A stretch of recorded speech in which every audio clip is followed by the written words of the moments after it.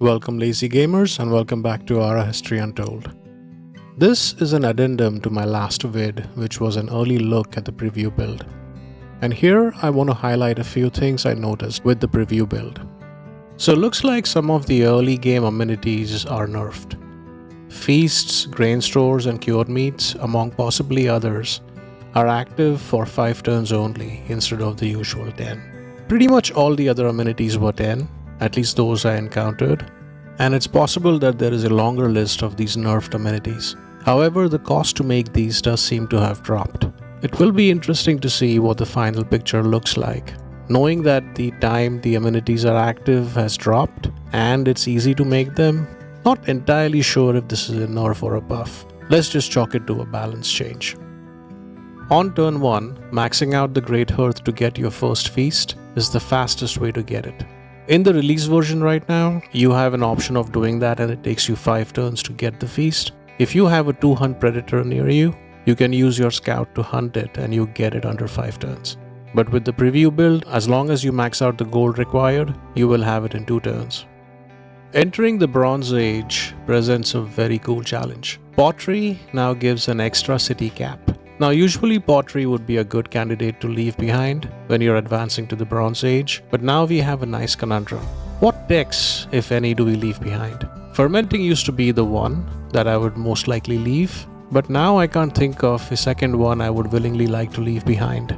If you skip rope making, for example, you can't make ropes until at least seafaring. And if for some reason you had to jump seafaring, you have to wait till early medieval. I would argue that even seafaring is too late since you need ropes, and a lot of them, to build your palace, catapults, as accelerators, and most importantly as a supply. I think a Bronze Age tech needs to unlock ropes too, besides which animal husbandry, archery, herbalism for the early science. I don't know which decks we leave behind. It will be a challenging game time decision, no doubt, probably for every game. Noticed this UI bug with an impassable area that appeared quite flat and passable. That looks like I should be able to pass through, but is clearly marked red as impassable. I don't think I've seen this particular bug in the release build, but it definitely exists here. The adjacency buffs from crafters is going to change by a lot.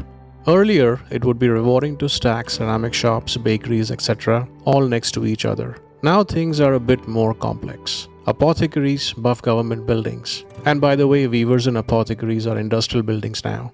That's good, don't have to worry about them upgrading and changing type. In the release build, for example, an apothecary, which is a science building, you could naturally like to stack it with schools and stuff. Then when you upgrade to a chemist, that adjacency is lost. Not anymore going forward with this patch. So it looks like breweries, tanneries, and fermenting pits still stack with the like kind adjacent to it. But interestingly, ceramic shops does not have it anymore. Well, shortly after ARA was released, I had put out an adjacency guide. I guess it's time to work on a new one soon. The AI still feels a bit erratic. An ally asks for help, and even after we give them help, they bump down to distrusted. I noticed this in the release build too, but now also in this preview build, which means there is something underlying that is still a problem. In this specific game, Nefertiti pretty much pulled a Gandhi on me. She swiveled from trusted to distrusted in one turn, all the while allied. It was quite annoying to say the least, but whatever the underlying reason is this happens needs to be fixed. Another observation. Looks like scouts can engage settlers now. In this example, I used it to successfully block the Thai settler, eventually killing it. Wanna see the battle footage? Was kind of silly, was more like a silly bar fight. Looks like we have a visual bug where unselecting a supply does not visually remove it. So if you click somewhere else and back, you do see it gone, but not when you do it. It's definitely a UI bug, and I would expect this would get fixed.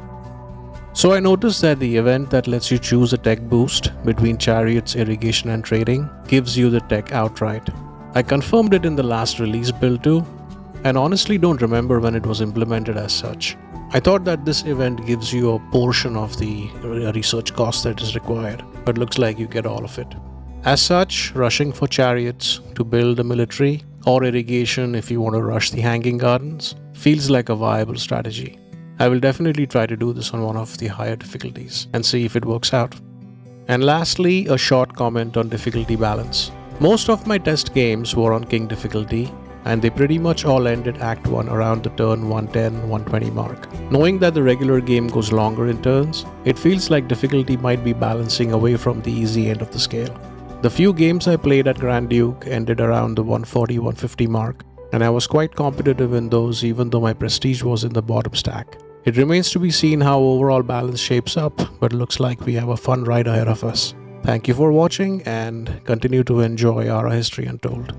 And if you like this content and want to see more and be notified of stuff that I put out, feel free to leave a like, subscribe, and share with your friends. Thank you.